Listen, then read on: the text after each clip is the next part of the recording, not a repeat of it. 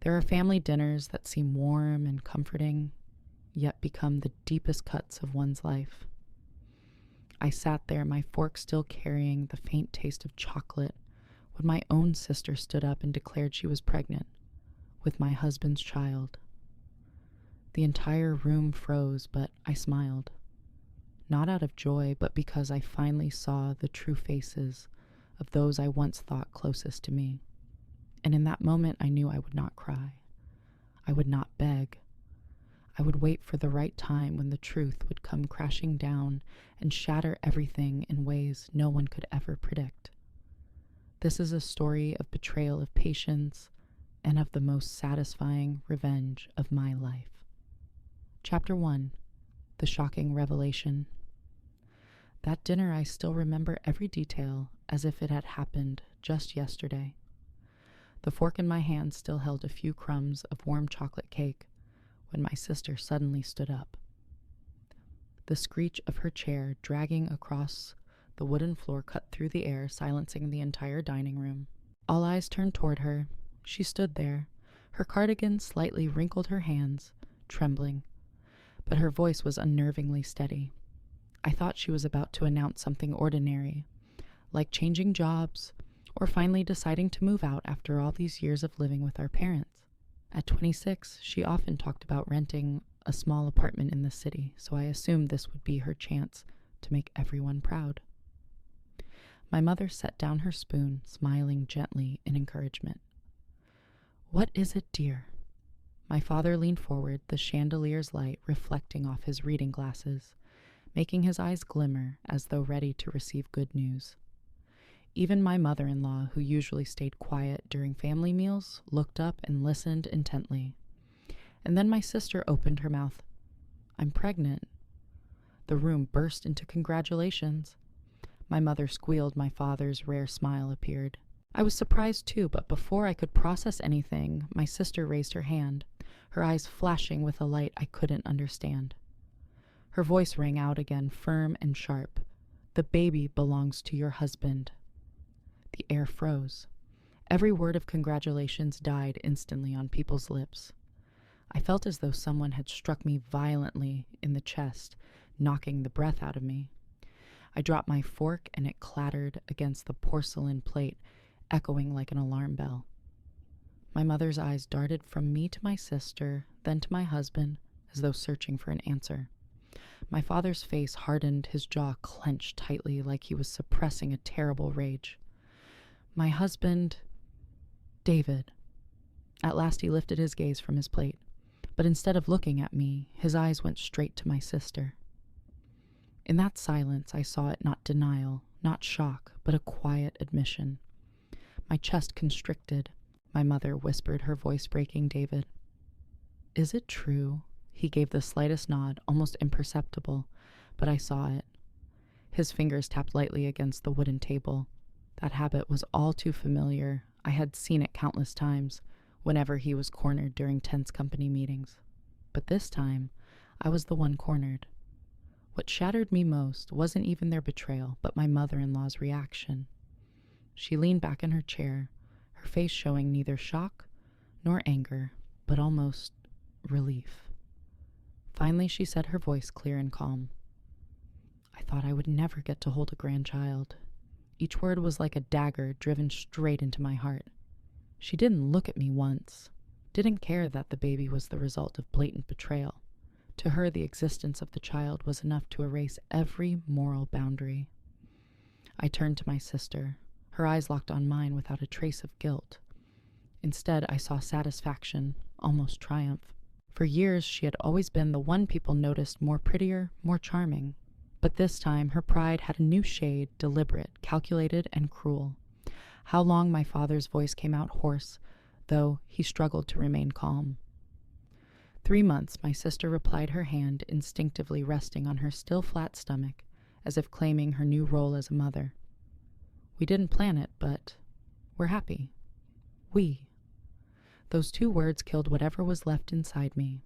They had already made a family of their own, while I, the lawful wife, was cast aside, reduced to a surplus guest at my own dining table. At last my mother spoke, trembling.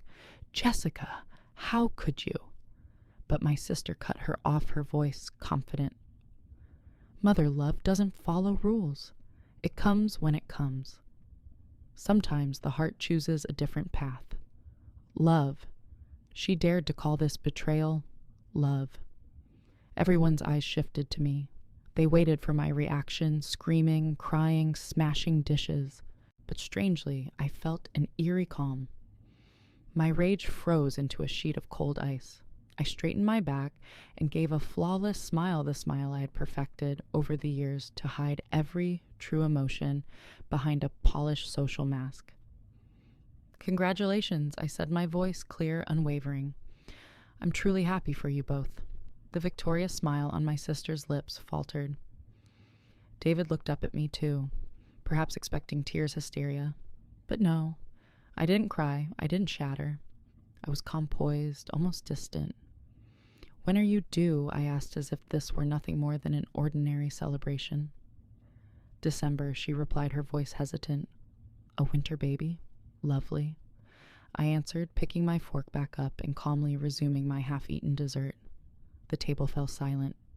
No one could understand how I remained so composed, but inside me a fire had been lit. I knew I would not scream. I would not beg. I would not let myself become the pitiful victim in their eyes. I would do something else, something stronger, something far more dangerous.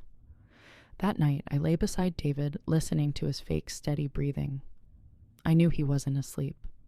Neither was I, and I made my decision. I would not be the victim in this story. I would be the one to rewrite it. The smile I wore in the darkness was no longer polite. It was the smile of a plan beginning to take shape. Chapter 2. The Terrifying Silence.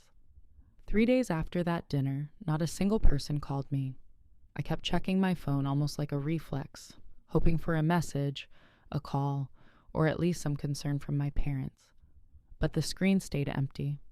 Even Sarah, my best friend, who normally sent me trivial texts every day, had vanished. I understood then.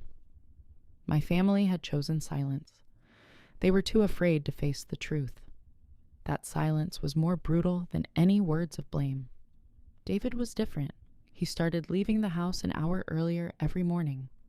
He showered, dressed in the walk-in closet, and slipped out quietly, thinking I was still asleep.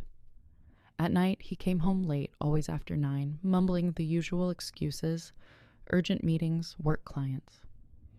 But I knew. I heard his voice in the living room, soft, but sharp enough to stab at my heart. How are you feeling? Did you remember to take your vitamins? I wish I could be with you. His voice, tender, caring words he had never once said to me throughout our marriage. The name Jessica lit up clearly on the screen every morning. At 7:30 sharp, the phone would buzz. He would flinch, snatch it up, and rush to the balcony. I watched him through the glass door, smiling as he listened, sometimes placing a hand over his chest, like some love-struck fool. That image haunted me more than the betrayal itself. On Thursday, my mother-in-law appeared. She didn't knock. She used her spare key, carrying several large bags from a baby store. She set them down on the living room table and began pulling out tiny yellow and blue outfits, a miniature knitted sweater, a blanket embroidered with a bear. Aren't these adorable? She asked, her voice full of pride. I just can't wait. The baby will need so many things. I sat in silence, watching her line up each piece of clothing as if preparing for her legitimate grandchild. Then she added, her face calm and unchanged. David said the study has been empty for a long time. It'll make the perfect nursery. I was stunned. That room was where I painted, the one place I still found a little peace. Yet to her, it was worth nothing except to house a child I had not born. Worse still, as she folded the last tiny sweater, she turned to me and said softly but firmly, Ava, maybe you should consider moving back in with your parents. It would make things easier for everyone. I gave a faint smile. Those words were her way of erasing my existence from this marriage. In her eyes, Jessica and the baby were the true family now. I, the lawful wife, was just an obstacle to be cleared away. That evening, I tried one last time. I cooked David's favorite meal, grilled salmon with lemon butter sauce, roasted asparagus, mashed potatoes. I even brought out the dinnerware we had saved for anniversaries. Lit candles wore the dress he once gave me. I wanted to look him in the eye to hear his explanation, even if it was a lie. He came home at 9:15. Walking in, he froze at the sight of the candlelit table. "What's going on, I think? We need to talk. About everything. About us." He fumbled, glancing at his phone, then muttered, Ava, I'm exhausted. Let's do this tomorrow." I went numb. He had just called me by my best friend's name. The very friend who had mysteriously disappeared these past days. In that moment, I realized it was even worse than I had imagined. It wasn't just Jessica. It was Sarah, too. I sat at the table watching the candles burn down to wax the food grow cold. I was no longer a wife, no longer a sister, not even a trusted friend. I was an outsider in my own life. But instead of crying, I stood up, cleaned the table, and in my mind, the first fragments of a plan began to take shape. I would not scream. I would not beg. I would stay silent until the truth was exposed in a way they would never see coming. Chapter 3: Cracks in the Lies. After the night David mistook me for Sarah, I knew I could no longer sit still. I began to observe everything with new eyes. Every tiny detail, every careless remark could be a missing piece of a truth I had yet to uncover. One morning, while David was in the shower, I picked up his phone. I had never been the type to snoop before, but by now trust had long been dead. On the screen were call logs, long conversations, each lasting dozens of minutes, all with Jessica. Every single day, like clockwork. But what caught my attention wasn't the frequency, it was the timing. There were several calls during the exact days David was on a business trip in Chicago back in February. On those same days, Jessica had posted photos at the beach with her friends in Florida. I remembered clearly, because my mother had even complimented her floral dress. If she and David had truly been inseparable for the past 3 months, as she claimed, how could their timelines contradict each other so blatantly? I started digging deeper. I scrolled through Jessica's old social media posts, studying every caption, every date. In January, she had posted a picture drinking wine at a friend's birthday party. In December, she went skiing holding a can of beer in her hand. If she had really been pregnant for the 3 months she announced, then she had been drinking all throughout her first trimester. Could a woman carrying a child behave so recklessly? I printed out those photos and arranged them in a timeline on my desk. The more I looked, the less it all fit together, but the evidence was still flimsy. I needed something solid. Then I remembered Aaron Jessica's ex-boyfriend, the one she used to cry over night after night when they broke up. In my old address book, I still had his number saved at Jessica's request, just in case. Back then, I never imagined I would actually use it. The next morning, as soon as David left the house, my hands trembling, I dialed the number. 3 rings then, a familiar, deep male voice answered. "Hello, who is this Aaron? It's Ava, Jessica's sister." There was a pause then, a light chuckle. "Wow, it's been 2 years, hasn't it? What's going on?" I took a deep breath. "I need to ask you something. When was the last time you saw Jessica?" He hesitated for a moment, then replied, "About 4 months ago, just by chance at a cafe on 5th Street. We talked for maybe 20 minutes. I froze. 4 months ago. Exactly when Jessica had claimed she had started getting close with David. So then, who was the baby's father?" I thanked Aaron and hung up, my heart pounding wildly. A deeper suspicion began to take root. Jessica hadn't just destroyed my marriage, she was hiding another earth-shattering secret. That night, after David fell asleep, I opened my laptop and typed into the search bar, DNA paternity test. Countless results popped up. I devoured every word: procedures, steps, costs, turnaround times. For the first time in days, I felt a clear path forming in my hands. A plan. But before I did anything, I needed living proof. I needed a sample from Jessica, and I knew that opportunity would come soon.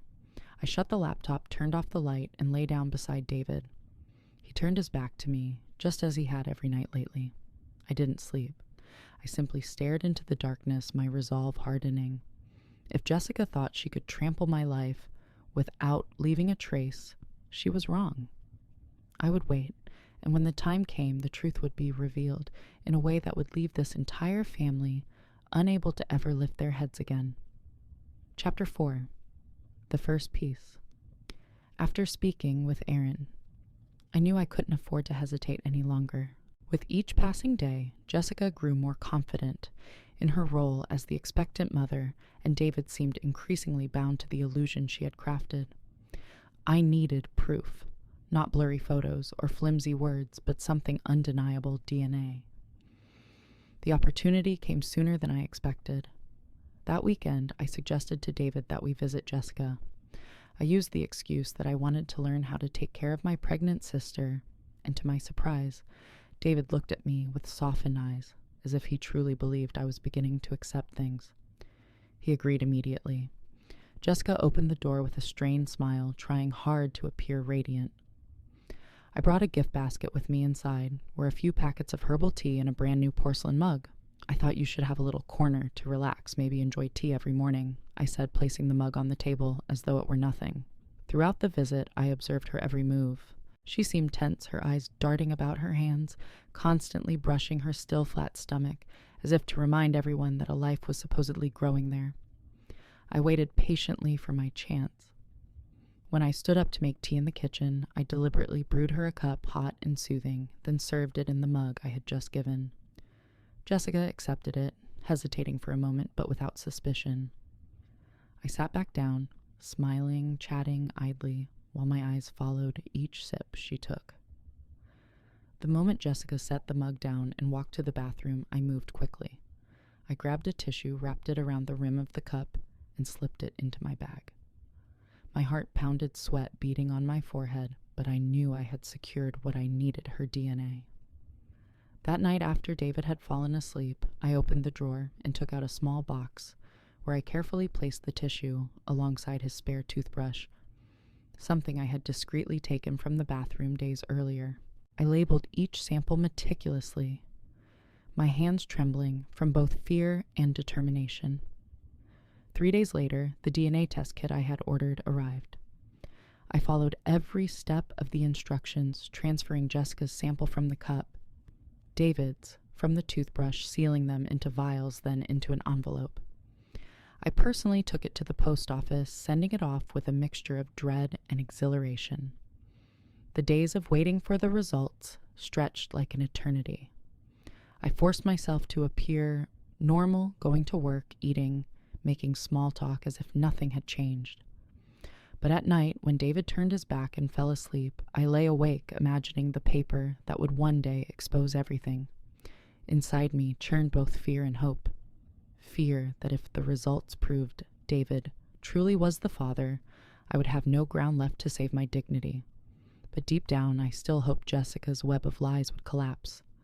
I remember it clearly, the 12th night.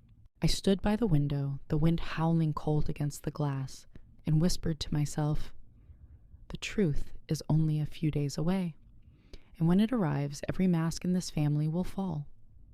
What I didn't know then was that I was about to step into the darkest phase, yet the very beginning of a revenge Jessica would never forget. Chapter 5. The Fateful Paper. The day the white envelope appeared in the mailbox, my heart sank to the pit of my stomach. It was thin, nothing special to look at, just the lab's printed name on the front. But I knew inside it lay the answer that would determine my future David's and this entire family's. My hands trembled as I held it. The walk from the front door to the living room felt endless, each breath heavy. Finally, I forced myself to open it. The paper inside was cold, detached, filled with numbers, terminology, and one final conclusion: David Mitchell is excluded as the biological father. Probability of paternity 0%. I read it 3 times over. Each word cut like a blade, sharp, merciless, severing every lie Jessica had spun. And suddenly I laughed. Not out of joy, but a bitter, hollow laugh laced with both relief and the seething anger I had bottled up for so long. David was not the father. All the humiliation I had endured at that dinner, every pitying glance, every whisper word, none of it was real.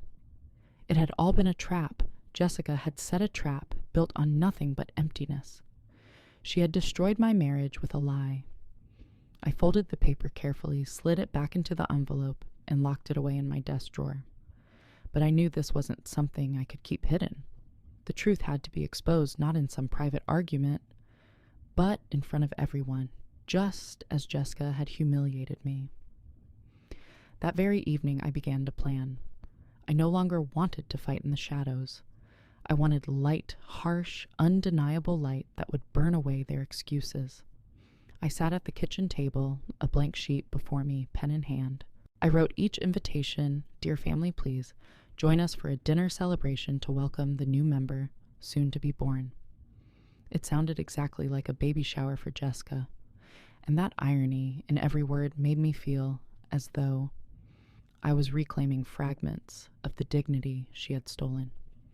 I handwrote invitations for my parents, for my mother-in-law, for Jessica and David. But there was one more special deliberate. I sent it to Aaron, Jessica's ex. At the bottom, beneath the formal words, I added a single line. "There is something important you need to know."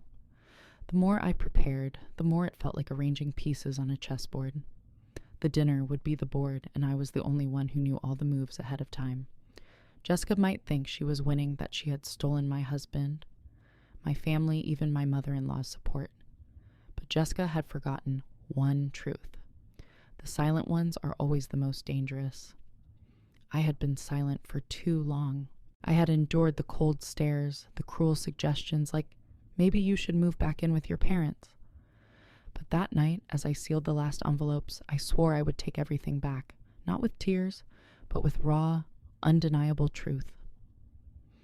As I set the pen down and looked around my familiar kitchen, clarity washed over me.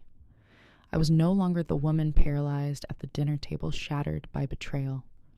I was the one orchestrating the biggest strike of my life.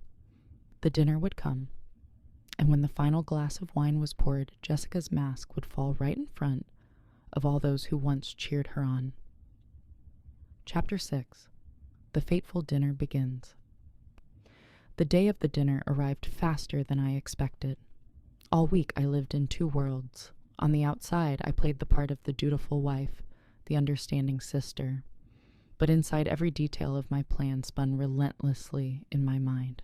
I cooked, cleaned, and arranged the table as though preparing for a grand celebration, but I knew what I was setting up was not a dinner. It was a stage. I chose David's favorite dishes: French-style roasted beef, fresh salad, lemon cheesecake. I poured wine that had been breathing for hours, laid out a pristine white tablecloth, and lit to candles that glowed warmly. Everything had to be perfect enough to lower everyone's guard. No one would suspect that beneath the polished surface, I was hiding a bomb. When David stepped out of the dressing room, he looked around the dining room and smiled. "This looks wonderful," he said. "I think tonight will be our chance to reconcile with the family." I only nodded slightly, lips curving into a smile I alone knew was fake. Inside I thought, yes, tonight will change everything, but not the way you think. Guests began to arrive. My parents came first, bringing flowers and wine. They seemed uneasy, their eyes still carrying the fatigue of past shocks. My mother-in-law arrived later, clutching a small box. She proudly displayed a silver bracelet she had kept since David was a child, a gift she intended for the grandchild soon to be born. My stomach twisted, but I smiled and thanked her. I needed her to believe I'd accepted my role as an outsider. Then Jessica entered, her arm looped through David's as if they were already a legitimate couple. She looked radiant, her small bump just visible enough to remind everyone of the joy she flaunted. Family members gathered around, asking questions, showering her with praise. I stayed calm, pouring more wine, keeping my face serene. The meal began smoothly. They chatted about baby names, nursery colors, the best maternity hospitals in the city. Everyone seemed to forget that this child was born of betrayal. I sat quietly watching, letting them lull themselves deeper into their illusions. Then the doorbell rang. The table fell silent. David frowned at me. "Did you invite someone else?" I smiled evenly. "Of course. I thought tonight would be more complete if the family were truly together." I went to open the door. Standing on the doorstep was Aaron Sharp in a dark blue suit and deep red tie. He held a small gift bag, his eyes filled with a mix of hesitation and resolve. "Thank you for coming," I said loudly enough for everyone inside to hear. "Please come in." As I led Aaron into the dining room, the silence grew so heavy that even the ticking clock on the wall sounded deafening. My parents exchanged confused glances. My mother-in-law's frown deepened with displeasure. But the reaction I'd been waiting for came from Jessica, her face drained of color. She shot to her feet, then sat back down, her fingers gripping the edge of the table tightly. Her eyes widened as she stared at Aaron as though seeing a ghost from her past. In that instant, I knew my plan was working. "Let me introduce," I said. Slowly, my gaze locked on my sister. "This is Aaron Mitchell. An old friend I'm sure everyone here remembers." The table stayed silent. Aaron nodded politely in greeting, but his eyes never left Jessica. Between them was something raw, familiar, and painful, and I knew that everything I was about to say would rip apart the mask Jessica had worn for so long. I returned to my seat, poured more wine into my glass, and felt the fire in my chest blaze. The moment had come. The entire family was here, and the truth was about to be laid bare, no longer hidden, no longer deniable. Chapter 7. The Truth Exposed. I sat back down, my fingers lightly touching the cream-colored envelope I had placed on the table. My heart beat steadily, but strangely without tremor. Instead, a cold calm enveloped me. This was the moment I had been waiting for. Before dessert, I said evenly, "I think I should share something important, something the entire family has the right to know." Every head lifted. My mother frowned slightly. My father leaned forward. David scowled in confusion, while Jessica froze, her eyes locked on the envelope in my hand. I opened it slowly, drawing out the sheet of paper with the lab's official seal glaring at the top. The room grew so silent I could hear my own breath hitching. I conducted a DNA test. I announced, my voice ringing clearly. "To confirm the paternity of the child Jessica claims belongs to David." David straightened in his chair, his eyes darting between me and Jessica. You did what," he stammered. I didn't answer him. Instead, I read aloud word for word so that no one could mistake it. "Based on genetic analysis, David Mitchell is excluded as the biological father of the sample. Probability of paternity, 0%. The air exploded. My mother's spoon clattered against her plate. My father pulled off his glasses to wipe them, a nervous habit he always had when overwhelmed. My mother-in-law's mouth fell open, her hand clutching tightly to the silver bracelet she had proudly shown earlier. "And Jessica..." My sister sat frozen, her face, pale lips trembling soundlessly. David stared at her, then at the paper in my hand, the truth dawning in his eyes. "Jessica," he growled. "What is this?" Jessica shot to her feet, her voice cracking. This isn't true. There must be some mistake." I tilted my head, a thin smile tugging at my lips. "A mistake. I submitted your sample and David's all under strict legal procedure. No errors, no tampering. So tell me, why are you trembling?" Every gaze in the room turned on Jessica.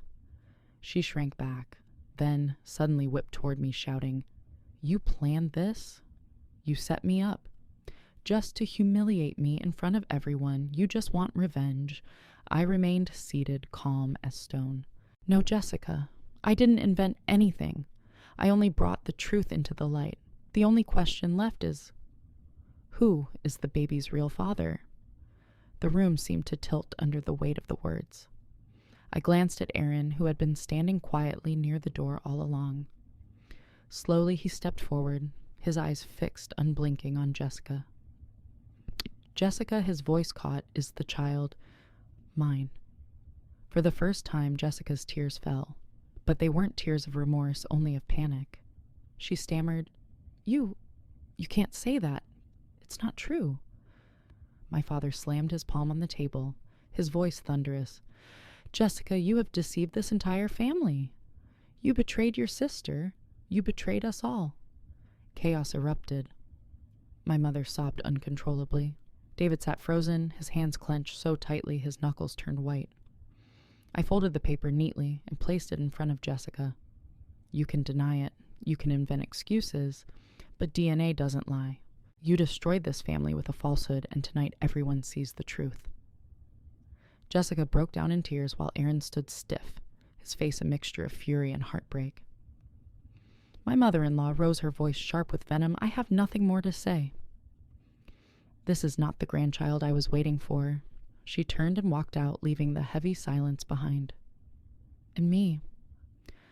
I sat there watching the chaos unfold, and for the first time in months, I truly exhaled.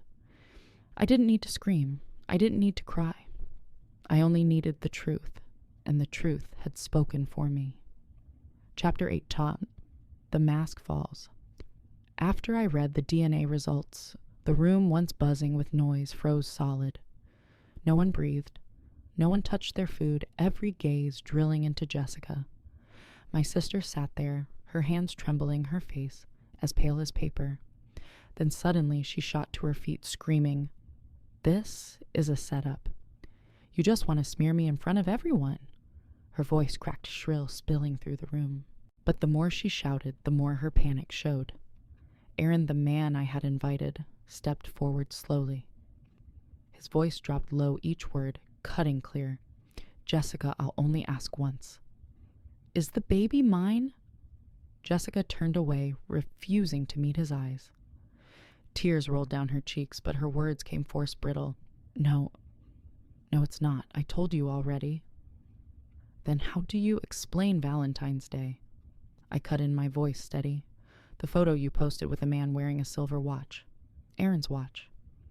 "Will you deny that too?" Jessica flinched as if slapped. The room stayed hushed, but I heard David's ragged breathing. He shoved back his chair and stood, his eyes bloodshot. "Jessica, all this time you turned me into a fool. You made me believe I was going to be a father when in truth, I was nothing but a cheap stand-in." His words sliced like a fatal blow. Jessica broke into sobs, reaching for his hand. I just wanted a family. I was so afraid of being abandoned." David yanked his hand away, rage blazing in his eyes. "You destroyed your own sister's marriage, and you dare call that wanting a family? Stop lying to yourself." Aaron still stood there, his face etched with pain. He sighed heavily. "Jessica, if you had told me the truth from the start, I would have stayed. I was ready to take responsibility. But you chose to deceive everyone." Then my father spoke, his voice a heavy growl. "Is this what I raised you to be? To betray your sister, to betray us all? Do you realize what you've just destroyed?" My mother sobbed into her hands.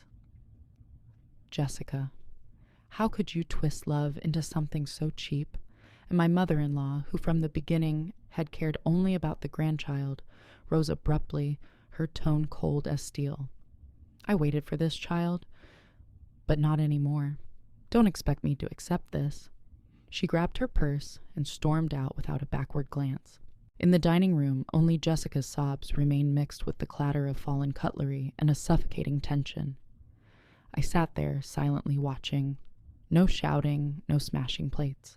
I let the truth do the work for me, and the truth, merciless and sharp, was peeling away every mask one by one.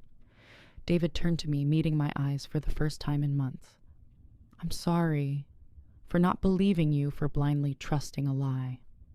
I answered softly but firmly, "Don't apologize to me, David. Apologize to yourself for letting yourself become a pawn in someone else's game." He fell silent, unable to reply. At that table, one by one, they all sank under the weight of their shame.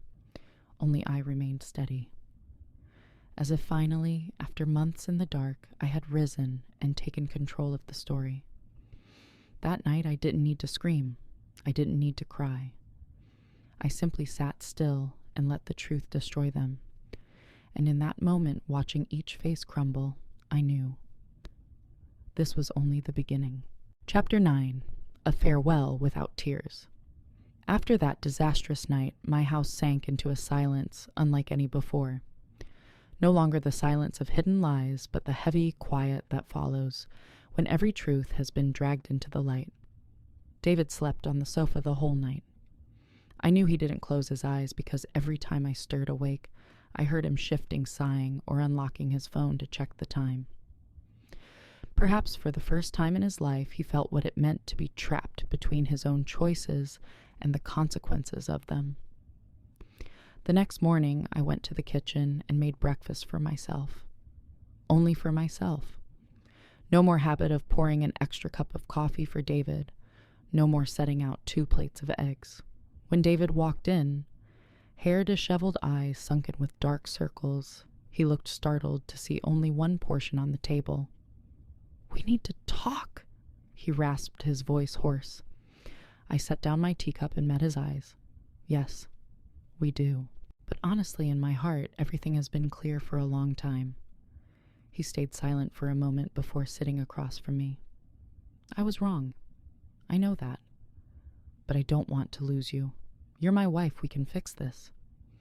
Please, give me another chance." I smiled faintly.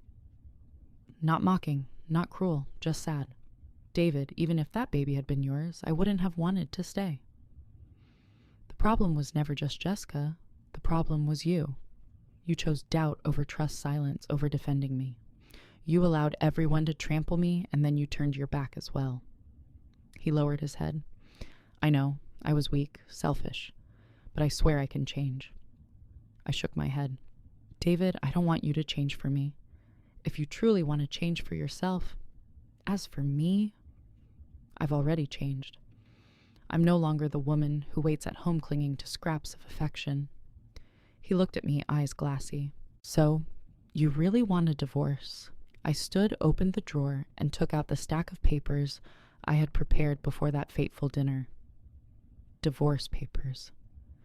I laid them gently on the table as though they were nothing more than scraps of paper. "I've already signed. All that's left is for you to sign, too. We're done, David." He picked up the documents, his hand shaking. There's no other way. I looked straight into his eyes. "It isn't me leaving you, David. You left me long ago, the moment you chose to live inside a lie." His body slumped, hands covering his face. But I shed not a single tear. I had already cried enough, lost enough. Now all I felt was an unfamiliar calm.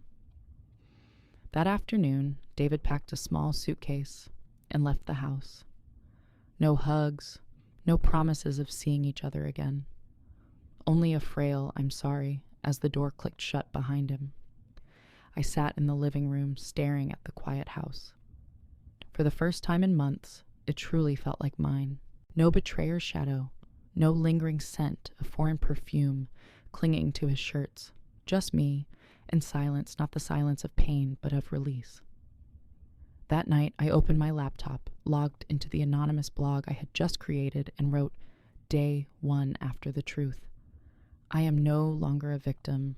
I am no longer the betrayed wife. I am myself. And this is only the beginning." I hit publish and smiled faintly. There was no fear left to bind me anymore. Chapter 10.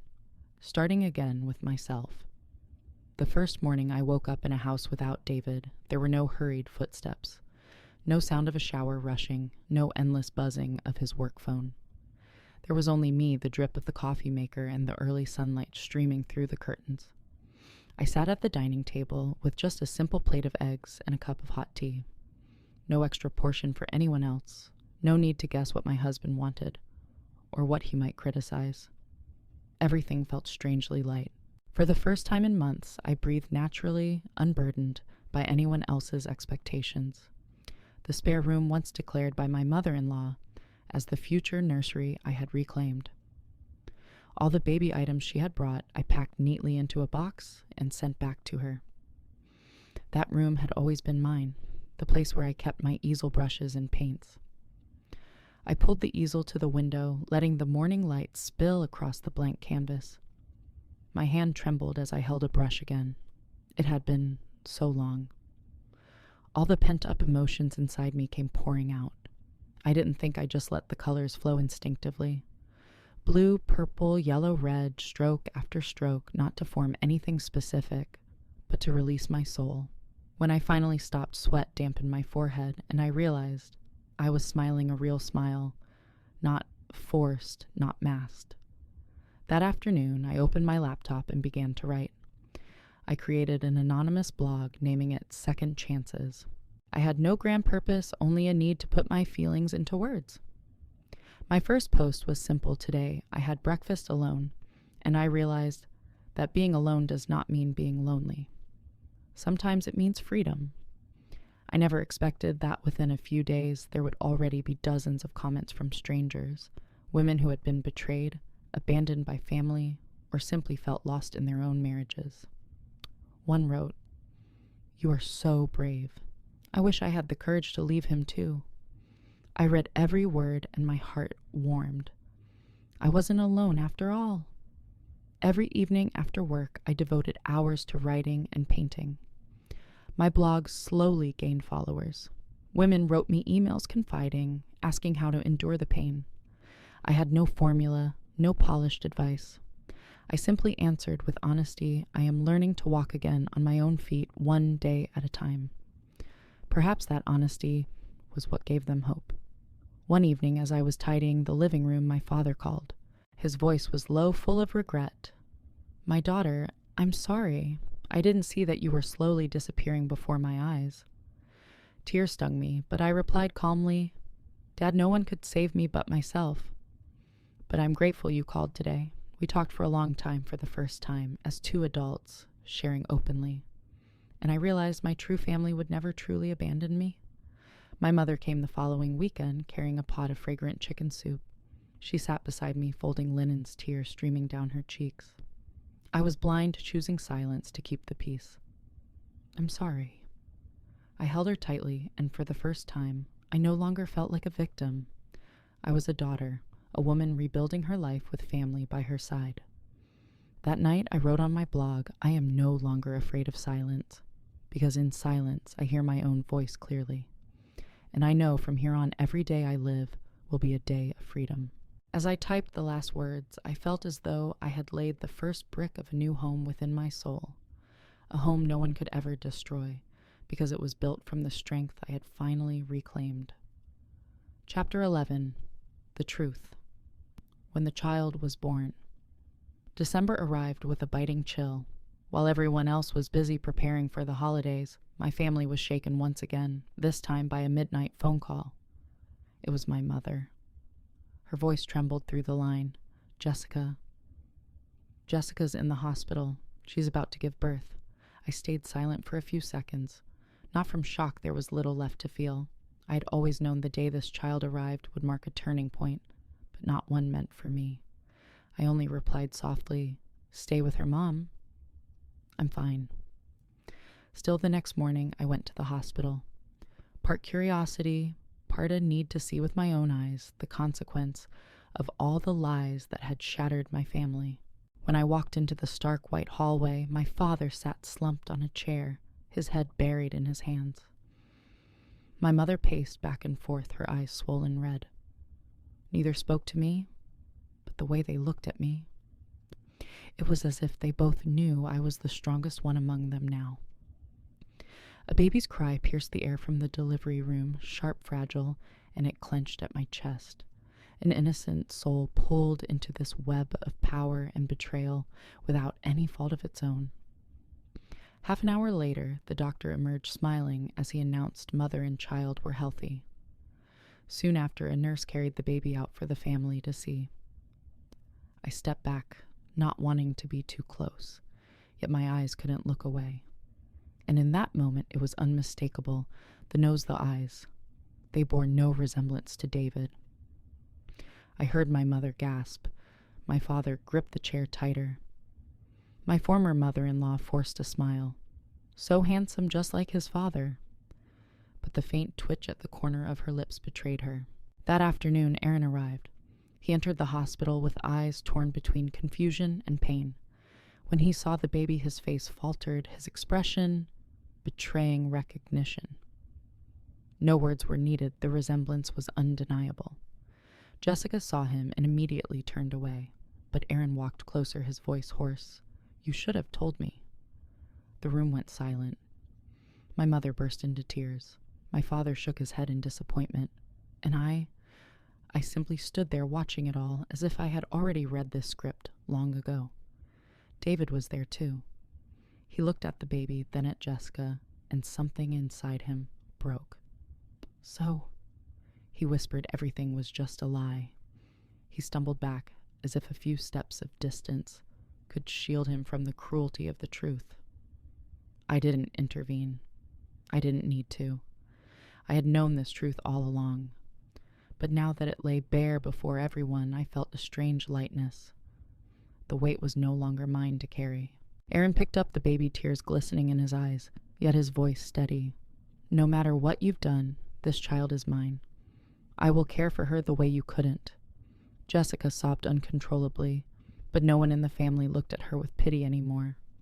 I turned and walked out of the hospital room. In the corridor, I inhaled deeply the icy air burning through my lungs. This time it didn't hurt. This time it felt like freedom.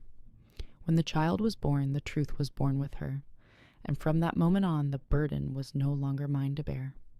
Chapter 12. Reborn from the Ruins. 3 months after Jessica gave birth, the divorce papers were officially signed by the court.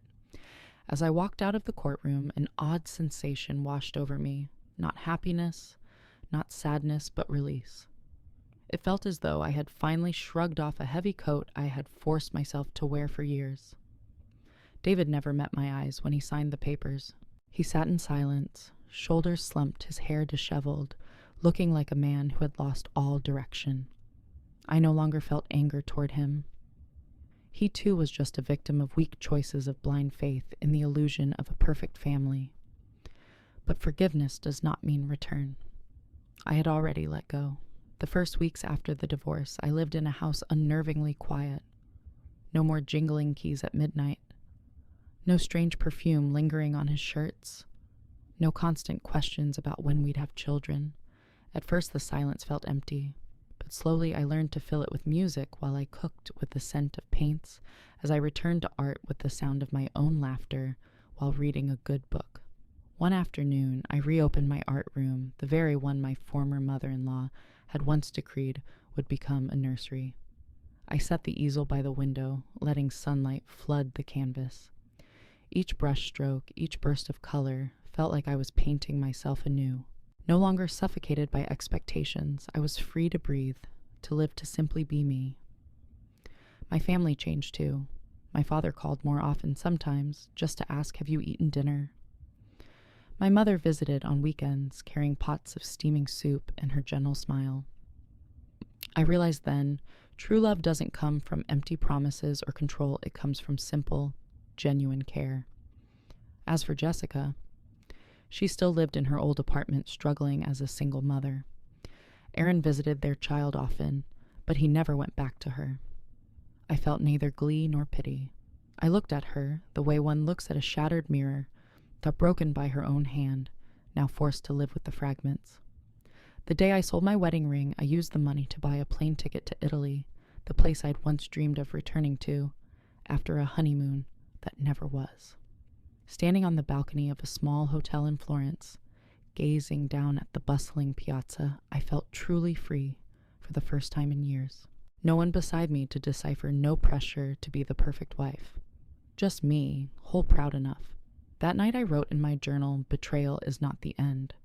It is a mirror showing me I had placed the wrong person at the center of my life. Now I choose myself. When I returned home, I kept writing on my blog, Second Chances, sharing my story. Hundreds, then thousands of women came telling me of their wounds, and I realized the greatest revenge is not in watching the betrayer fall. The greatest revenge is rising and living a life more radiant than ever. A year after it all, I sat in my favorite cafe, sipping cappuccino, smiling at myself. I was no longer the trembling woman clutching a fork while my sister announced the destruction of my marriage. I had become someone else, strong, confident, at peace. This ending had no fiery showdown, no grand collapse. But it was enough. Because the betrayers had destroyed themselves. And me, I chose rebirth. In the end, the truth was laid bare.